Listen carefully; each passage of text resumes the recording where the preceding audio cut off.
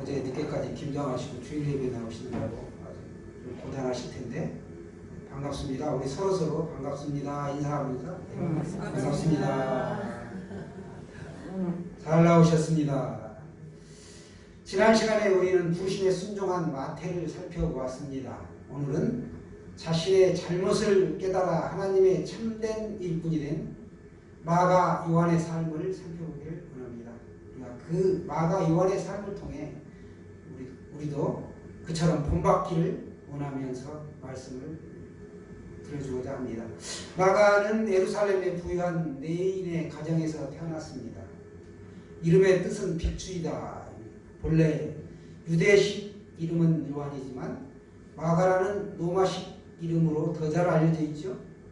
어머니 마리아는 신실한 신앙인이어서 그의 집을 기도처로 삼았고 종종 그곳에서는 예배가 드려졌습니다. 사도들과 교제하는 가운데 마가의 신앙은 자연스럽게 성장했죠. 그에게는 믿음의 어머니가 있었고 외삼촌 바나바에게서 많은 영향을 받았습니다. 특별히 마가는 베드로에 의하여 변화된 것으로 여겨집니다. 마가가 베드로의 통역관이었기 때문에 그렇죠. 베드로는 마가를 자신의 영적인 아버지라고 이렇게 말합니다. 이처럼 주변 사람들로부터 이 신앙을 전수받은 청년 마가는 예수님을 따라다니게 됩니다. 그러나 이 참된 신앙을 깨닫지 못한 청년 마가는 얼마 안 있어 한계를 드러내고 맙니다. 최후의 만찬 후에 예수님은 제자들과 함께 감람산으로 가시죠. 겟세마네 동산에서 밤이 새도록 기도하셨고 새벽녘에 예수님께서 잡히시자 제자들이 뿔뿔이 다 도망쳐 버립니다. 이때 마가는 자기의 집에서 잠이 들었다가 이제 예수님이 잡히실 때 도망쳐온 제자들이 한바탕 소동을 일으킵니다. 그 소동에 의하여 잠에서 깨게 되죠.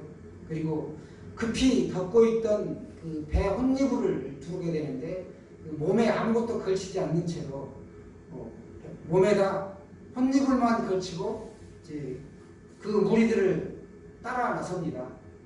그러다가 군병들이 자신을 체포하러 오자 그만 혼비백산하여 배의 혼니불을 벗어버리고 알몸으로 도망을 치는 그런 사태가 벌어지죠. 배 혼니불은 세마포를 가리키는데 당시에 고가의 수입품이었기 때문에 마가의 집은 부유한 가정이었다라고 보여집니다. 마가는 예수님을 직접 목격했던 사람이었고 그는 또 그의 어머니 마리아로부터 일찍이 복음을 들었습니다. 그리고 예수님과 그 제자들을 적극적으로 곁에서 도왔죠. 오순절날 성령의 강한 임재 사건도 바로 마가의 다락방에서 일어났다라고 성경은 기록하고 있습니다. 다락방은 그러니까 2층 계단을 통하여 2층에 올라간 널찍한 방인데 성경에서는 2층집이라는 말을 사용하지 않고 다락방이다라고 표현하고 있습니다. 이곳이 일상의 기도처가 되었고 예배의 장소가 되었다는 것입니다. 이때 유대에 큰 기근이 일어나게 되는데 안디옥 교회 신자들이 연보를 모아 이제 헌금을 모은 거죠. 예루살렘 교회를 돕게 됩니다. 최초의 교회가 신약교회가 예루살렘 교회이기 때문에 이 예루살렘 교회가 모교회죠. 그래서 모교회를 돕기 위해 연보를 가지고 예루살렘에 오게 되는데 이 안디옥 교회의 대표로 두 사람이 오게 되죠. 바로 바울과 바나바입니다. 이들이 예루살렘으로 와가지고 그 연보를 전해주고 돌아가는 길에 이제 마가를 데리고 갑니다. 안디옥으로. 이어서 안디옥에서 1차 선교 여행단을 파견하게 되는데 그 선교단에 마가가 참여하게 됐습니다. 마가는 두 사람을 따라 어디로 가느냐? 구브로, 지금의 키프로스, 사이프러스라고도 하는데 그곳으로 갔습니다. 그곳은 바나바의 고향이기 때문에 마가 일행을 굉장히 환대를 해 주었습니다. 그리고 거기에서 거짓 선지자들을 징계하여 소경이 되게 하였고 또 그곳 총독 서기오 바울이 회개하여 주님을 영접하는 놀라운 열매들을 거두게 되었습니다. 그러나 선교단의 여정이 늘 순조로울 수만은 없죠. 그것을 떠나서 이제 그들이 배를 타고 밤빌리아에 있는 버가라는 곳에 갔을 때 이미 날씨가 초여름이라 엄청 더위가 극성을 부리기 시작했고 그곳에 전염병까지 유행하였습니다. 갈라디아 지방으로 계속 가고자 하는 이 바울의 의견에 바나바가 찬성을 했으나 마가는 더 이상 고난과 싸우면서 이 처음 겪는 어려운 전도 여행을 감당할 수가 없다고 판단하고 그만 그 일행과 헤어져서 예루살렘의 자신의 집으로 돌아가 버렸습니다. 그의 신앙은 연단의 경험이 없었고 굳세지 못했기 때문에 전도 여행 중간에 그만 탈락한 것이죠. 마가는 집에서 머무는 동안 어려운 환경 앞에서 무기력했던 자신의 신앙을 되돌아보게 되었고 주님의 눈길은 다시 이런 마가를 향하기 시작했습니다. 그래서 이 마가로 하여금 헌신할 기회를 다시 주시죠. 바울과 바나바가 선교에 큰 성과를 이루고 안디옥으로 돌아와 다시 예루살렘 종교회의에 참석하게 되었습니다. 그리고 그곳에 와서 귀국하여 선교 보고를 하죠. 마가는 여기서 큰 감명을 받고 주님께 헌신을 다시 다짐하게 되었습니다. 그리고 자신의 그 실족했던 마음을 떨쳐버리게 되죠. 우리가 살면서 때로 실수를 하곤 합니다. 과거는 우리가 변할 수는 없으나 미래는 아직도 우리에게 달려있다는 사실이 굉장히 중요하죠. 제가 과일 중에 사과를 참 좋아하는데 사과의 흠집이 보면 이렇게 한두 군데 있는 데가 참 많습니다. 그런데 그걸 먹으면 굉장히 맛있어요. 그 썩은 부분보다 싱싱한 그 맛있는 부분이 훨씬 더 많기 때문입니다. 예수님은 이 사과를 우리가 버리지 않듯이 예수님도 그 제자들을 면면히 살펴보면 모순투성이고 잘못 실수투성임에도 불구하고 그들을 들어 사용하여서 세계 복음화라는 그 여정 가운데 사용하셨고 오늘날에도 우리가 계속적인 그 일이 이어지고 있습니다. 바울과 마가는 바울과 바나바의 2차 선교 여행에 이제 따라가게 해달라고 간청을 하게 됩니다. 그러자 바울이 반대를 합니다. 자기의 중대한 사명을 저버린 마가를 목숨을 건 선교 여행에 동참할 수 없다는 것이죠. 하지만 바나바는 다시 한번 마가에게 기회를 주자고 합니다. 이 일로 인해 바울과 바나바가 크게 다투어 싸우게 되었고 이제 서로 갈라지게 됩니다. 여러분 누가 잘못한 것입니까? 둘 다 옳습니다. 바울의 그 질책과 바나바의 격려 이게 다 필요한 것이죠. 오늘날의 모든 성도에게도 이 두 가지가 다 필요합니다.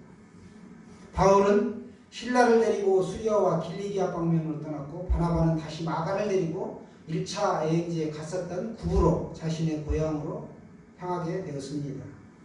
이후 바나바의 선택은 기대에 어긋나지 않았습니다.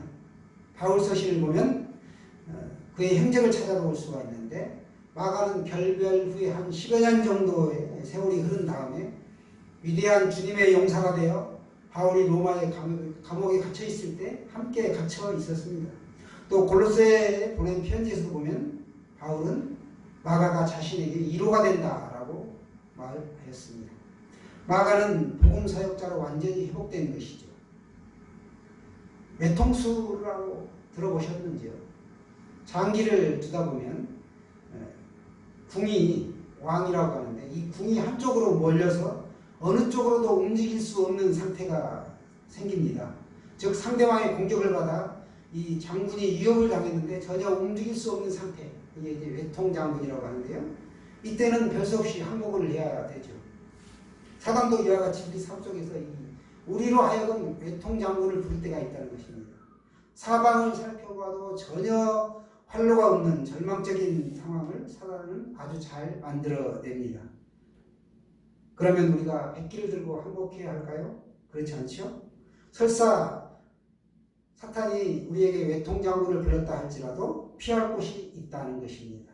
바로 여호와 하나님의 품 안입니다. 사단이 아무리 외통장군을 부르며 우리에게 항복을 요구해도 하나님의 품 안으로 피하시는 한 우리는 그곳에서 안전할 수가 있습니다. 하나님이 우리의 배수진이 되어주시는 한 우리는 이기는 장기를 들 수밖에 없습니다. 부분은 진 것 같고 상황이 불리하고 힘들지만 결국은 모든 과정을 지내놓고 보면 우리는 승리할 수 있는 것입니다. 낙심 가운데 좌절할 수밖에 없었던 이 마가에게 하나님의 그 은총이 임해서 이제 그 섭리 가운데 완전한 회복을 경험하였고 그 위대한 제자로 쓰임받게 됩니다. 마가는 12제자에 속하지 않죠. 그만큼 그 사람은 겸손한 사람이었습니다. 마가복음이라는 성경을 기록했음에도 불구하고 제자의 12사도의 자리를 탐하지 않았습니다. 물론 12사도가 인위적으로 된 건 아니죠. 디모데후서 4장 11절에 보시면 사도 바울이 순교하기 전에 디모데에게 마가를 데리고 오라. 그가 나의 일에 유익하니라. 이렇게 말합니다. 이 말은 마가를 데리고 오너라. 그는 그 지방에 유익한 사람이다. 이런 뜻입니다.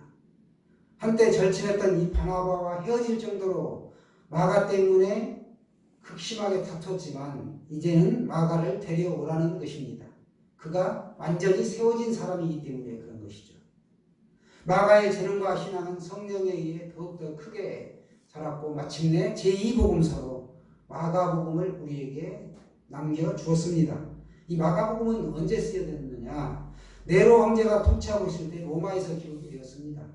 마가복음은 사복음서 중에서도 가장 먼저 기록되었고 공감복음 중에서도 그 기사와 표적의 순서가 정확하게 기록이 되어 있고 그리스도의 생애를 파악하는데 토대가 되고 있습니다. 대단히 간결하지만 그 필치가 예리하고 변화가 많았고 생동감이 있었다는 것이죠. 마가는 복음서의 근본 자료를 누구로부터 전해받았느냐? 베드로로부터 전해받았습니다. AD 30년에서 65년 사이에 베드로가 활발하게 사역을 했었는데 이 전도 사역 초기부터 예루살렘에서 로마까지 쭉 함께 동행한 사람이 누구냐? 마가라는 것이죠. 그래서 베드로가 전한 바를 상세히 기록한 것, 그것이 바로 마가복음입니다. 바나바와 베드로와 바울 사이에 중요한 그 연결고리 역할을 누가 했느냐? 마가가 했다는 것이죠. 언제나 수종자로서 예수 그리스도의 사역을 도운 철저하게 숨은 일꾼이었습니다. 마가는 말년에 알렉산드리아에 교회를 세우고 이집트에서 전도하다가 트리아누스 황제의 박해때에 붙잡히게 됩니다.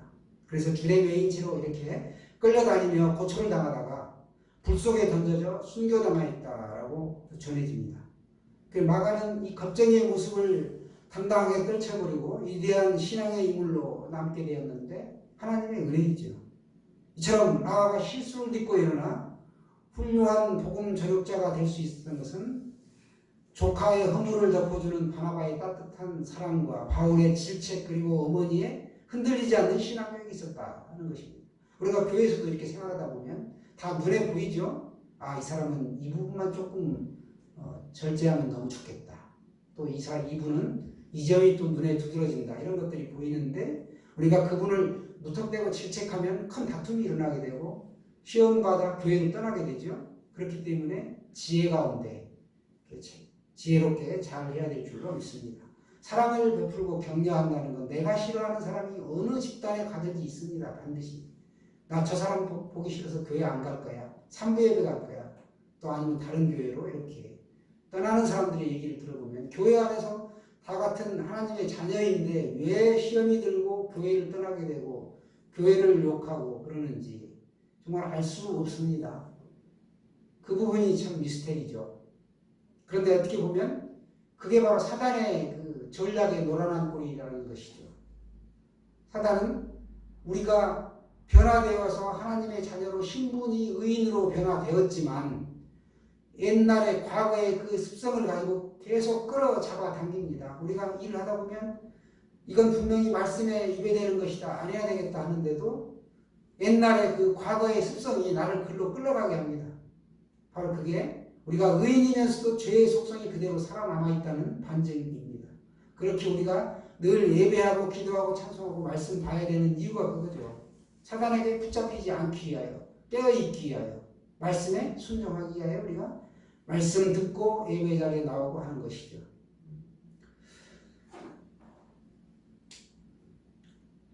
마가라는 후칭의 변화처럼 우리가 누군가를 돕고 싶다면 그 첫 번째 조건이 바로 뭐냐? 그들과 같은 위치, 같은 상황에 서 있어야 한다는 것이죠. 로마인에게 복음을 증거하기 위하여 헬라어로 기록이 되었고 또 자신의 이름도 로마식으로 마가라고 이렇게 했다는 것은 그들과 같은 공감대를 형성하기 위한, 그들과 같은 눈높이에서 복음을 증가하겠다는 것이죠. 그들을 돕고 싶다는 오로지 그 사랑 때문에 마가복음을 기록하였고 호칭도 이름을 마가라고 했던 것입니다.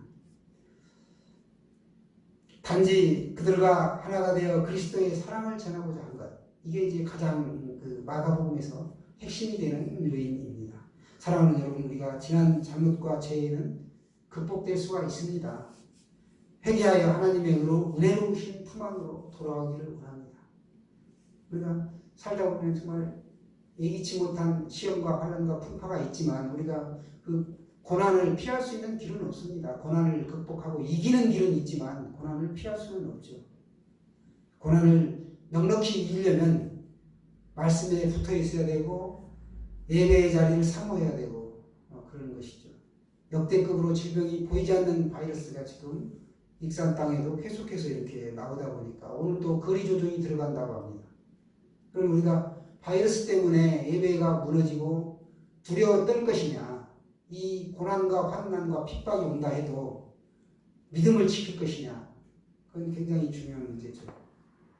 저는 오늘 마가처럼 회개하여 비록 중간에 실족하여 사명을 저버리고 도망갔지만 다시 하나님이 세우신 것처럼 우리도 우리의 일상의 삶에서 마가처럼 다시 하나님의 은혜를 받고 삶의 현장에서 승리하는 그런 삶이 되기를 소원합니다. 할렐루야.